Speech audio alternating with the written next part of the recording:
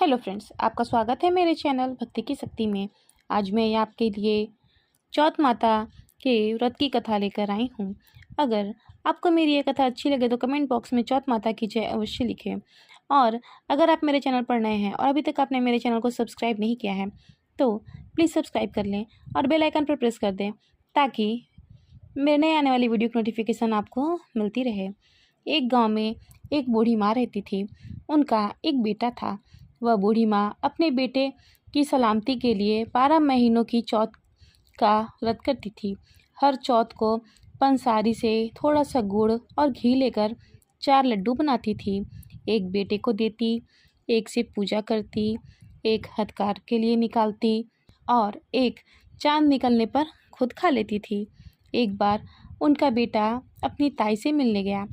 ताई ने चौथ का व्रत रखा था। लड़के ने ताई से पूछा, माँ तो 12 चौथ करती है। ताई बोली, तेरी माँ तेरी कमाई से पकवान खाने के लिए चौथ करती है। तू परदेश जाए तो वह एक भी चौथ नहीं करेगी। लड़के को लगा कि ताई सही कह रही है। घर आकर लड़के ने अपनी माँ से कहा कि माँ, मैं परदेश जा रहा हूँ। यहाँ तुम मेरी कमाई खाने पीने में ही उड़ा देती हो। माँ ने समझाकर रोकना चाहा पर बेटा नहीं माना। माँ ने उसे साथ ले जाने के लिए चौथ माता की आंखें दिए और बोली, मुसीबत में ये आंखें तेरी मदद करेंगी। वह आंखें लेकर रवाना हो गया। चलते चलते वह एक नगर में पहुंचा। वहां उसने देखा कि एक बूढ़ी माँ रोती जा रही है और पुए बनाती जा रही है। उस लड़के ने इसका कारण बूढ़ी माँ से पूछा तो बूढ़ी माँ बोली, बेटा, इस नगर की पहाड़ी पर एक दैत्य रहता है। पहले वह नगर में आकर कई लोगों को मारकर खा जाता था। अब राजा हर घर से एक एक आदमी दैत्य के पास भेजता है और आज मेरे बेटे की बारी है, इसलिए मैं रो रही हूँ और उसी के लिए पुए बना रही हूँ। तो वह बोला, तुम पुए मुझे खिला दो, तुम्हारे बेटे की जगह मैं चला जाऊँगा। बूढ़ी माँ ने खीर पुए उसे खिला दिए। खा पीकर वह सो गया। रात को राजा के सैनिक आए तो बूढ़ी माँ ने उसे दैत्य के पास भेज दिया। दैत्य के सामने पहुंचने पर उसने चौथ माता की आंखें दैत्य की तरफ फेंक कर कहा, हे चौथ माता, यदि मेरी माँ मेरी सलामती के लिए व्रत करती है तो दैत्य का सिर कटकर गिर जाए। चौथ माता की कृपा से दैत्य का सिर तुरंत कटकर गिर गया। लड़का वापस आ गया। राजा ने उसे उपहार देकर विदा किया। फिर वो चलते चलते एक दूसरे राजा के नगर में पहुंचा। इस राज्य में आवा तभी पकता था जब एक इंसान की बलि दी जाती थी। सिपाहियों ने उसे पकड़कर आवे में चुन दिया।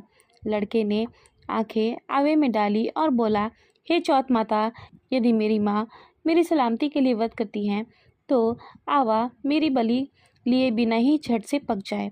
आवा तुरंत पक गया। आवे में से मिट्टी की जगह सोने चांदी के बर्तन निकलने लगे। अंदर से लड़का बोला, बर्तन धीरे धीरे निकालना, मुझे लग न जाए। राजा ने उसे निकलवाया और पूछा, इस आवे में से तुम कैसे बच गए? लड़के ने बताया, उसकी माँ चौथ का व्रत करती है, व्रत के कारण ही वह बच गया। राजा को विश्वास नहीं हुआ। उसने एक चांदी की सुराही मंगवाई और कहा, सुराही की नली से निकल कर दिखाओ, तभी मुझे विश्वास होगा।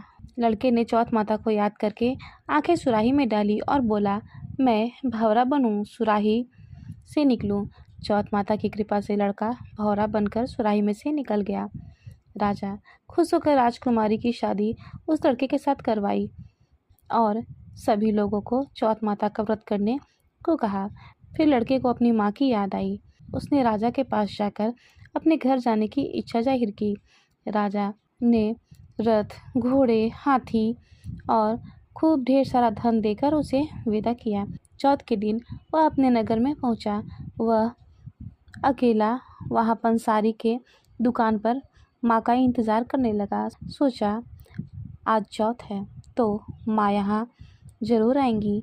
थोड़ी देर बाद लकड़ी टेकती हुई माँ आती हुई दिखी। बेटा माँ के चरणों में गिर पड़ा और बोला, माँ, मैं तेरा बेटा हूँ, मुझे माफ़ कर दे।